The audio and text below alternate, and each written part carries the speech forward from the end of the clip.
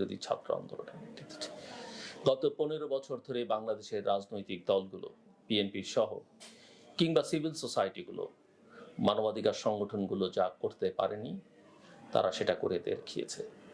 কিন্তু এটার মধ্যে দিয়ে তারা যেন মনে না করেন শুধুমাত্র এই 36 দিনেই সব হয়েছে। কারণ এই পুরো সংগ্রামের যে ভিত তৈরি হয়েছে, চাপের মধ্যে থেকে যারা কথা বলেছেন, জীবন দিয়েছেন, বিচার বহির্ভূত হত্যাকাণ্ডের শিকার হয়েছেন, গুম হয়েছেন, জেলে গিয়েছেন, digital security act, cyber security অ্যাক্টের শিকার হয়েছেন অসংখ্য পরিবার, অসংখ্য মানুষ নানাভাবে অসম্মানিত হয়েছেন, নিগৃহীত হয়েছেন, অসম্মানিত হয়েছেন। তাদের কথা ভুলে গেলে চলবে না।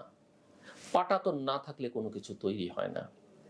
এটা অনেকটা ওই রকম যেন এখন কেউ কেউ বলছেন যে এই বিচার করবেন, ওটা করবেন, সেটা করবেন, সবই দরকার এবং আমি চাই সেগুলো হোক, কিন্তু বলছেন যে এই 36 দিনে যা হয়েছে সেটা, এই 36 দিন নিঃসন্দেহে 15 বছরের আন্দোলন সংগ্রামের সবচাইতে গৌরবোজ্জ্বল অধ্যায়। কিন্তু ওই যে আমাদের রাজনীতিতে একটা বিতর্ক আছে না, যেমন বিএনপি সবাই না হলো অনেকেরই এটা বোঝাবার চেষ্টা করেন যে 26শে মার্চের পর থেকেই 16ই ডিসেম্বর পর্যন্ত সব 25 বছরের সংগ্রামের কোনো মূল্য নেই।